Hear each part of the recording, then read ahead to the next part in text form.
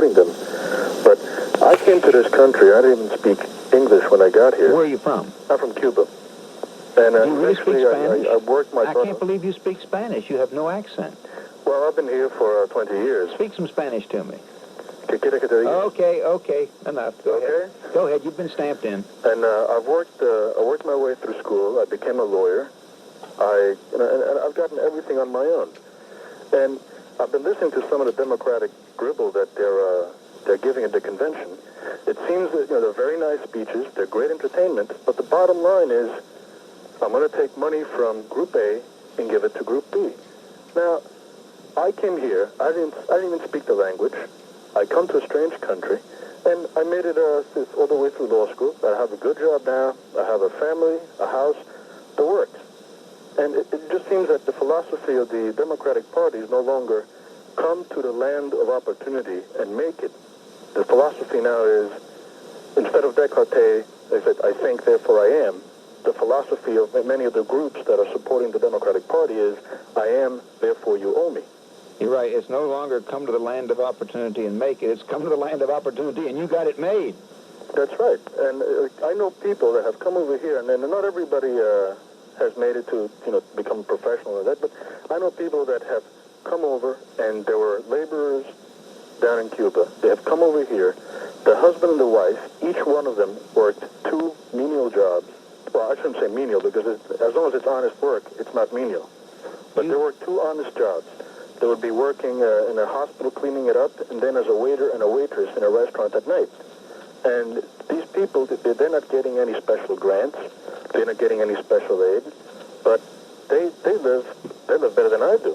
They have a boat, they have a house, they have cars, and I just can't understand the philosophy of give, give, give. Well, sir, stay on the line, because I want to praise you in public, and I want you to help me live out a fantasy. You've just given me a fantasy. That's a great gift.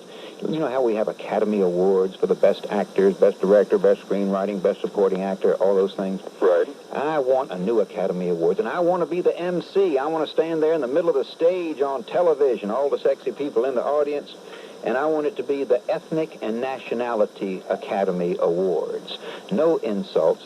And now for the best unslumming of distressed areas, the prize, and let that little girl come out. Let me open the envelope. Koreans! Yay! And here comes a representative of the Korean community, and I'm reading the citation there for coming in with your families into broken down stores and broken down blocks, sprucing them up, cleaning them up, turning on lights, and providing the most luscious looking towers of fresh fruit 24 hours a day. The winner, the Koreans. And then for major unslumming and major economic contributions while demanding least from the taxpayer. We wouldn't even have to open an envelope for that and see who the winner was. It'd be you Cubans. You Cubans deserve our thanks for coming here and forming new cities, new and vastly better cities. We know some of those areas in the New York area, Jersey City. They know more in Florida. You go down to South Miami, which was a disaster, and look at it now. You deserve our greatest praise. You did everything. You demanded nothing. You know, there were periods when there wasn't one single Cuban on the welfare rolls of New York City. Not one. So congratulations, and I want you to get that award, because I don't like it that Fidel Castro pulled such a stunt and gave you all such a bad name. Fortunately, it's momentary, and we're beginning to catch on to what he did. May I make another comment? Yes. Okay.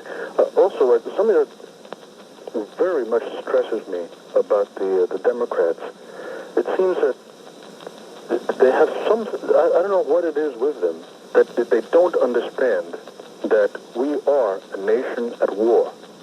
We're not firing bullets at each other. We're not dropping bombs on them. But the Russians, it may sound like something out of the 50s and something out of McCarthyism, but the Russians are out to cut our throats.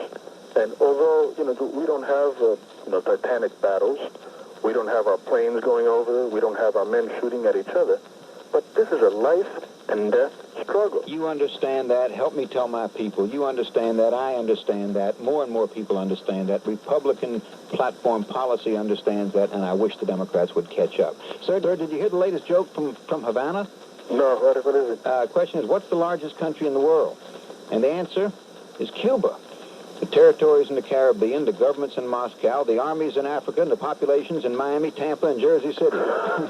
And fortunately, New York, too. Thank you very much. Thank you. Your prayers. Your show, and I hope they find that girl. Thank you. In terms of your show, it's an island of truth in an ocean of liberalism.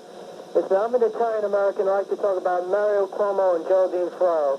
I consider Cuomo an even-handed, reasonable individual up until the keynote speech. It seems that the blinders have been lifted as he revealed himself in the most distorted pack of lies I've heard.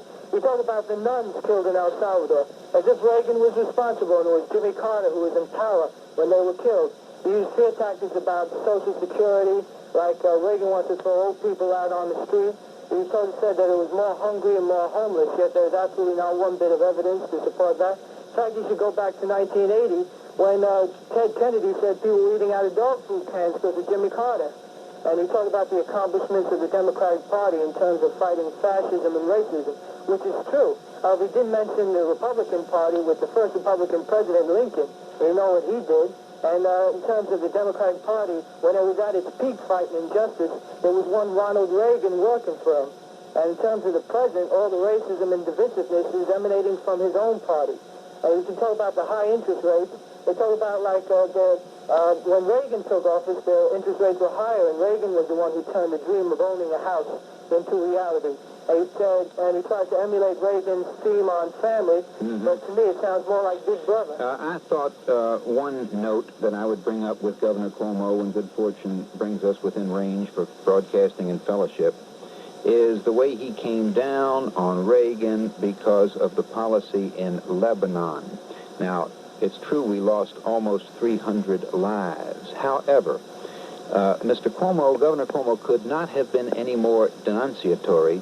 Had this been an American invasion where we didn't belong, where the people didn't want us, if they rose up against us and killed 300 and hounded us out, then Governor Cuomo could not have said anything differently, anything more than in this particular indictment where there was one major misfortune. There was one, I view it as a plane crash. Now, you don't blame a president for a plane crash. Sure, somebody let his guard down. It was somebody's fault, and President Reagan is the chief of state. But I had the feeling that Governor Cuomo wanted to create almost a Vietnam-type failure in Lebanon, and it was anything but that. We were volunteering democratic American muscle to help bring peace, not to conquer territory. It was a humanitarian mission. And that should not be used in a partisan political way. Absolutely true. May I say one thing about Geraldine Ferraro? Yes. She criticized Reagan as not being a good Christian, yet she was barred from speaking at her own church because of a pro-abortion stance. And not only that, but she voted for experimentation on the unborn. So those are two Italians right there that this one is not proud of. The Democrats didn't condemn Russia. The fact is, if we're really concerned about what's going on in Russia and what they're doing all over the world, what we should do is set an example for the Russian people eventually to follow. Oi. My grandma Marcus would have answered you in a two-letter word. Oi. Do you mean if we sit here and set an example for the Russian people? Bill Buckley answered you for all time. When everybody got so excited about Khruschev coming to America, he'd see how peaceful we were. William F. Buckley was wise enough to say, expecting Khruschev to mellow at the sight, at the example of America, is like expecting the Bishop of Rome, that's the Pope, to break the apostolic succession at the sight of a new YMCA in Canton, Ohio. Over to the news. Geraldine Ferraro referred to President Reagan as not a good Christian. I wanted to ask you, how do Jewish people feel when they hear something like that? Because they're not Christians at all. I mean, I've always wondered. Well, I got to admit, when it's said by Geraldine Ferraro, I guess I become political animal more than American Jew. But it is the ultimate insult because it certainly denies your religiosity and your very existence. But you see, when you know that something is, let me, arrogance, I think I know too much, so I can't get excited. Here's the way it works. Geraldine Ferraro is not used to the big leagues. Did you ever go into a ballroom that's above your head where all the sisters are fair and all the brothers are valiant and everybody's face is a recognizable face? They're all celebrities. It looks like the first 18 pages of the Sunday Times, wired for sound. You walk around, you wonder if your necktie's on right. Holy mackerel, you're the only one there you never heard of. And you sort of fidget a little bit. Geraldine Ferraro, poor Geraldine, is not used to it yet. She'll get used to it in a hurry. So she said something irredeemably dumb. Now, I want Ronald Reagan to win.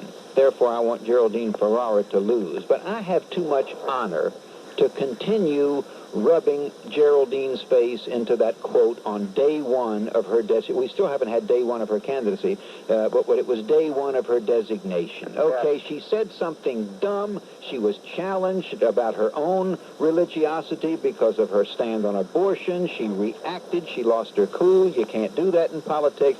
So we don't have a state. Geraldine Ferraro has not come off a mountaintop after 4.5 weeks of prayer, fasting, and meditation and said, my fellow Americans, I have a statement. President Ronald Reagan is not a good Christian. Then it would be a whole different kind of remark. It was a dumb statement, and people should be punished for dumb statements for about 72 hours, and that's it.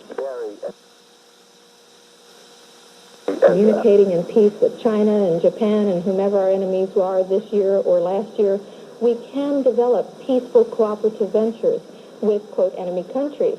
And in fact, even with the Soviet Union now, there are over 200 businesses doing business with the Soviet Union. I just participated in the third and now fourth teleconference with the Soviet Union. We had the US Festival with several 100,000 young people in California and several hundred students or young people in Moscow. The students could see each other, wave to each other. Did you hear about this? And yell, good morning, America, good morning, Russia, and see each other on giant screens via teleconference and dance to each other's rock and roll music. We've gone from that to meetings. So we are participating cooperatively with the Soviets. So what do we need one of these Star Wars Before systems you have young for? Russians and Americans getting naked and throwing ice cubes at each other and folk dancing in the Pripyat marshes with one another, let me point out that what you say just melts me down. It is as poetic as all get out. It depresses me that someone as intelligent as you, to come from a 6th grade teacher to a major celebrity of the aerospace industry, can sit here as naive as any peacenik from the barefoot wastelands of the 60s and tell me with such jubilation in your voice about screens of Russians and Americans waving at each other. Well, I know that sounds like it's real idealistic to you, and I'm an optimistic, idealistic realist, however. You and I are going to settle this out of court when we get back together. You and I are going to have words, but I'll bet you that whosoever jubilates over young Russians and Americans waving at each other on video screens, singing each other's songs, doing each other's folk dances, intertwining, I bet you that person is going to be in favor of a verifiable nuclear freeze. I'll just bet you. Let me see how brilliant I am. Carol Rosin, you are co-author of Space Careers. You jubilate about the great intertwinings among Soviet peoples and American peoples, and you were over there, whoop-de-doo. Do you favor a verifiable nuclear freeze? Actually, Barry, I'm sorry to disappoint you. I haven't been in total favor of a freeze, although I think it's a wonderful, as you would say, idealistic idea. What I saw when I was in industry is that you can't just stop the balls of industry from rolling, in fact, and you have to give the industry something else to do. What I've discovered is that although it's wonderful, it would be a great idea to just disarm and or have a freeze, that none of this, in fact, is going to happen without creating a new direction.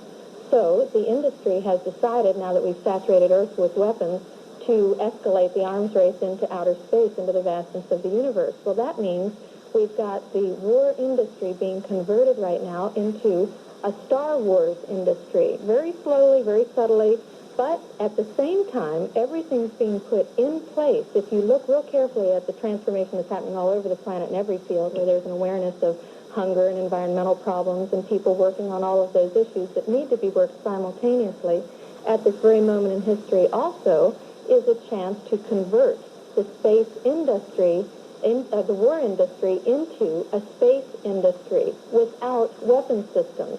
I'm losing my mind. I was raised to say to myself, consider your reputation, consider your credibility, consider your record. Now they tell a cute, innocent little story about the couple. They arrive at their honeymoon motel. She says, darling, would you mind going downstairs and get me some shampoo? He does, comes right back up to the room, and she's in bed between the sheets with the bellboy. And the husband, shocked husband, walks in and she blinks her pretty little blue eyes and says to her husband, oh, now I bet you're going to think I'm such an awful flirt. Now, we would love to live in a world where we can trust the Soviet Union. But we have had a verifiable Helinski Agreement with them for 5 years now. And it's been believe me, they are in bed with the bellboys. They have cheated. They have not changed one stitch of their repressive, dictatorial way of life. And I, as a taxpayer, feel like a prostitute that my government, with my money, paying for half of that ink, has wasted its time and energy and expectations and idealism on something as ridiculous as the Helinski Accords to respect where the Soviet Union solemnly vows to respect human rights. For the very reasons that you've described, and because there are many people who don't trust the Soviets and some who don't trust the Americans and other people as well on the planet, that's one of the main reasons why, as I testified before the Senate in May of '83, I have said that we need to build cooperative ventures with the Soviets. Again, there is a whole lot going on already, so this would only be in terms of the military and weapons systems, putting a lid on the arms race between these two superpowers at this stage in history when we all know that's what's preferable. But because we don't trust them, that's a reason to build cooperation. And I think you'll agree with that if you think about that real hard, and at least be willing to want to give it a chance. In fact, some of the Daniel Graham and others' proposals include cooperation with the Soviets, although they're saying, let's build cooperative space defense systems. We'll give them our space defense technology. That's my point. What goes nerve? If one of them, on the air or off the air, would ever say, on their own free will and but voluntarily, without being marched at bayonet point by me to that point, if they'd only say, Barry, by the way, these are great Soviet masses, you know, they're not free, they're not the same as we are, they have no say-so in their government, we've got to consider that they can be turned on, they can be turned off, they can be turned out, they cannot talk back, they can't vote, they're unfortunate slave marionette people with no say-so whatsoever, and whereas we are free, and you must be very careful when you get free peoples, folk dancing with slave peoples. You must be very careful that the free peoples don't say, oh, isn't this wonderful, we're all having such a marvelous understanding together, because the understanding, pal, is all yours. The other side can do nothing, whether they understand, halfway understand, fail to understand, or never understand. Why, if one of you would just bring that up first without forcing me to force you to that point, I think I'd hug you and kiss you and probably get in trouble with the FCC. Almost impossible to know what happened to all the aid. About $1,000 million was given, a huge aid program. One of the biggest AIDS programs in the world. In terms of dollars per head, by far the biggest aid program, because there are only 6 million Cambodians, and $1,000 million approximately was given by the Western nations. How much of it actually got down to ordinary Cambodians in the end is very, very hard to judge.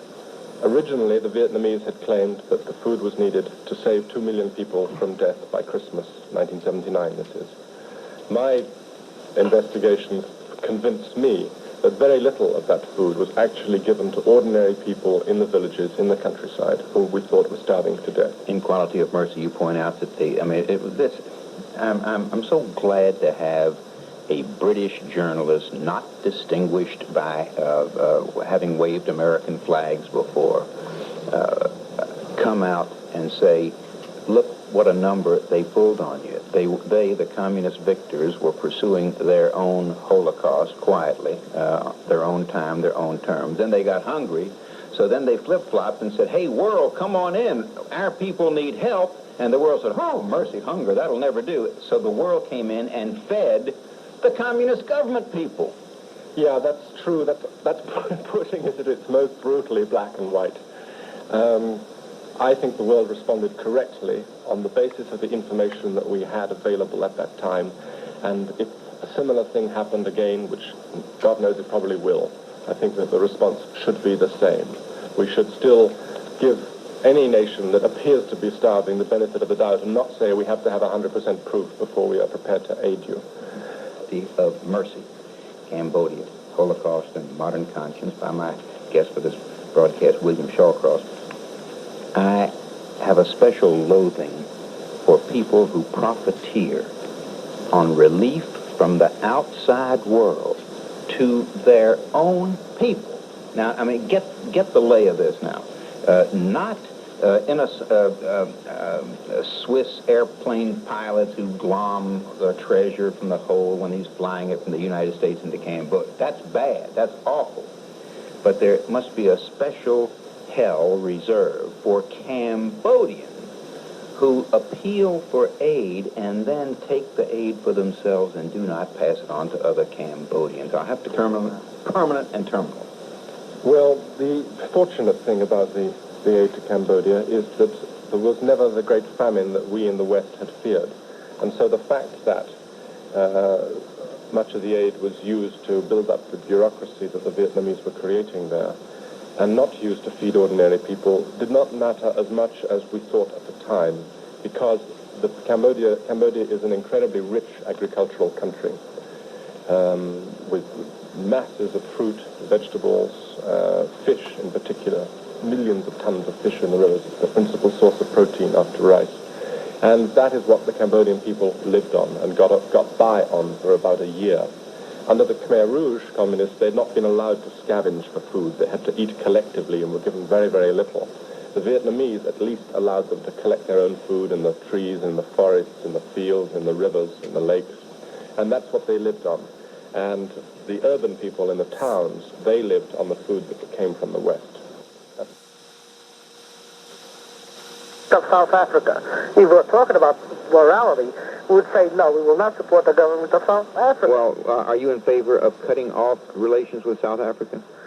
At this point? Yes. Yes, I will. Are you in favor of cutting off relations with the Soviet Union? No, I am not. Well, sir, I would tear up my tickets to any spectacle that has existed. Forgive me for talking while you're interrupting. I would tear up tickets to anything I had tickets for just to hear your next sentence. How do you square your desire to cut off relations with South Africa for its apartheid policies of repressing the black and continue relations with the Soviet Union in spite of its policy of repressing everybody? No, well, again, you're dealing in a Machiavellian type of a conversation where you're just including the whole thing into the system. And this isn't true. So far, sir, your first sentence makes me smart. I feel smart to have torn up my tickets. What you just said is better than any heavyweight fight could have been, because you've said nothing. You have not yet answered my question, and I demand that you answer how you square your conscience demanding a break with South Africa because of its anti-black policy, but not recommending a break with the Soviet Union in spite of its repression of every single element in the nation. Fine. If I was a citizen of the Soviet Union and I had some political intent, I can join the Communist Party and my voice would be heard. Whereas if I was a black African and I did not like what is going on, I can't join any sort of party, and I cannot be heard. Your turn. Sir, I am amazed. I feel that here I was looking. Be amazed. I feel like I was looking forward. Sir, I'm putting you on hold because you don't behave. You talk, and then when you're supposed to listen, you keep on talking. You're on hold. You're not cut off. You're going to have another say-so. But I really feel like you have just simply collapsed in your corner of the ring before round two. You are telling me that the citizen of the Soviet Union can join the Communist Party. Sir, you are educated beyond your intelligence. In democracies, you go out and join a party. You don't go to a Communist Party headquarters and join the Communist Party so you'll have some say-so in the Soviet Union. It bothers me that in talk programs from sea to shining sea, this ignorance feeds on itself. You think because the Republican Party wants you and the Democratic Party wants you, that in the Soviet Union the Communist Party wants you? Being accepted into the Communist Party in the Soviet Union, being accepted into the ruling elite of the Soviet Union, is a cross between, shall we say, getting admitted to West Point and being elected to Congress. They make damn sure that regardless of your color or which 180 nationalities you belong to or what religion you would like to practice, that you in your Soviet Union, sir, have no more say-so than the African black. Now, had you put it, your turn. Hello? Your turn. Where'd he go? Sir, can you hear me? Don't let it end like this. Your turn. Sir, I'm going to do something very sportsmanlike here. I would love to beat my chest and say, hot dog, he ran away. But I can't swear that you ran away. You may be screaming at me on your phone right now because this hold button that I pushed may not be... well, anyhow, sir, stay there because... Barry Farber, your turn. Yes, Barry. I want to commend you the way your rapier whipped, disarmed that hideously howling hyena of pan-Slavic hegemony. Barry, I want to have some words for this idiot that got on the air. First of all, when he talks about the great and heroic Republic of South Africa, when we talk about boycotting it, you must remember that economic boycotts usually don't work. We tried to boycott the Soviet entity, and that was a total failure. And not only that, Barry, remember during the Argentine-British War, it was the Soviet entity that was selling information satellite photographs to the Argentine generals that the liberals in this country were screaming about and calling fascist. Nobody came out and said that. Do these dolts think that for 1 second, if we pull out any economic interchange with South Africa, that the Soviets would not jump in? Barry, Soviet ships that fly under another flag, usually they get another nation, come in and trade with the great Republic of South Africa. Do you know that during the Rhodesian War, it was the Soviet entity who was buying the chromium from that country, and the United States, which was boycotting Rhodesia, was in turn buying the chromium back from the Soviet entity. And when he uses terms like white minority-ruled government of South Africa, why doesn't anybody ever use the term the illegal communist minority-ruled government of the Soviet entity? Let me say this in parting, Barry, that the great Republic of South Africa, as we know, is helping Dr. Jonas Mbivi, the George Washington of Black Africa, who is helping to free Angola from the Cuban imperialist lackeys and running dogs of hegemony who are befouling the shores of Africa. And it's South Africa that is helping the Mozambique Liberation Front, which will liberate their country from Soviet rule of that country. So you see, Barry, it's a many-faceted argument, but unfortunately, we always have this knee-jerk reaction from these liberals. To me, Barry, the word liberal is just another word of traitor. My first taste with communism was when I took the Orient Express from Vienna to Heg Shalom, which was on the border. Hege Shalom. Oh, I'm one of these linguist snobs. Well, I'm coming across the border. We just walked out of the dining car, and I had a Czechoslovakian bear. And we're going through fields, and I see boxcars and tank cars with different insignias on them. I see a barbed wire fence with a soldier by a guardhouse, and it looked just like the war movies.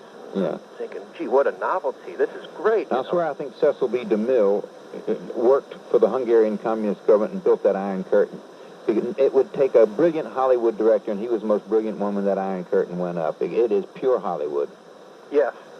So we're slowing down, and we come into this yard, and I see this big, huge station. It looks like something out of Dr. Zhivago. There's the red star on the roof, and there's soldiers all over the place. I'm thinking, gee, this is great. I lean out the window and take a few pictures. Oh, boy, great, communists, real novelty. And I see this big, burly policewoman in a gray uniform waving a scolding finger at me. And I said to myself, well, nothing will happen. So we sit down, and we're looking around, and then it started to sit in. I see the soldiers marching back and forth as if we were in the war zone. They're there with these carbine rifles, battle fatigues. There's a car inspector underneath the train with a wrench. Oh, yes. Banging underneath, looking for whatever. 5 minutes later, 2 uniformed people come into my compartment. And you warned me about this with other people. I know every story you have about photographers behind the Iron Curtain. And I figured they were customs. So I said, well, there's my baggage. Be my guest. And he says, camera, please, camera. So I handed him the camera. He was nice to me. He handed it back to me. He says, open camera. So I start to wind the film back, hoping to salvage it. Meanwhile, my heart's starting to race.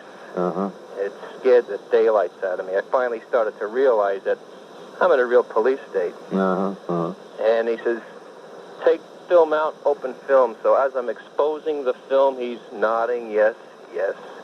He said, thank you, and left. I had felt compassion. I felt pity for Geraldine Ferraro. She was absolutely outclassed, but not to hear it from the networks, not to hear it from the celebrities who give us their thoughts and invite us to make them our thoughts. Wow. Umpiring that I've seen, particularly tonight. I wasn't going to make such a big deal of it until it happened twice within the same week. Don't you tell me that you learned people out there say, well, Ferraro did well here and poorly here, and Bush did well here, poorly, and on the whole, I think nobody won, nobody lost. I think they were about even. Or worse than that Ferraro won. Don't you tell me that. It is not 1/4 over yet, and I'm grateful to you. Do you know the feeling? Have you ever had a pain in the hand or something like with gout? And you say, ooh, I wish I could see this. I just want to look at what's hurting in there. And a friendly doctor shows you an x-ray or a fluoroscope or a sonogram, and your curiosity is satisfied. You see your pain. Did you ever say as a kid, I want to take off the back of that clock and just look at all that stuff in there? And you take off the back of the clock and you look at it, and as a 6-year-old boy, your curiosity is satisfied. I wanted, ever since that debate ended at 11 o'clock or whenever, to talk to somebody in the English language who saw it, who would grudgingly give a point to George Bush, but then come and pick Geraldine Ferraro up and dust her off and give her mouth-to-mouth resuscitation. I just wanted to be live on the line and not standing there screaming at a television set. Sir, you've helped me a lot more than I'm afraid I've helped you. I just love the fact that somebody I can talk to, say something. Just let me know you're still there. Okay. You, because I have problems with you on this night, sir. Your defense, your praise of George Bush could not be more grudging. Grudging. Acquitted himself well, considering his background. He creamed her, sir. And your praise of Geraldine Ferraro could not be more generous. Personally believe, do you believe the person who gets the last word in has a kind of psychological edge sometimes? In close debates, maybe, but this was so embarrassingly unclose, I don't think it mattered. I think Geraldine Ferraro could be given the last word right now, and it wouldn't have mattered. All right, let me... Sir, what I can't believe is that for you to pick up the phone and masquerade as somebody with a non-emotional, at least I wear a skull and crossbones on my forehead. I wear my politics right up front. I don't secretly look for a soft spot in the back to stick the knife in and pretend that I'm being a scholar or a wise man. I'm trying to be objective. Sir, your objectivity comes across in a very shallow octane when what really seems to excite you is something about makeup.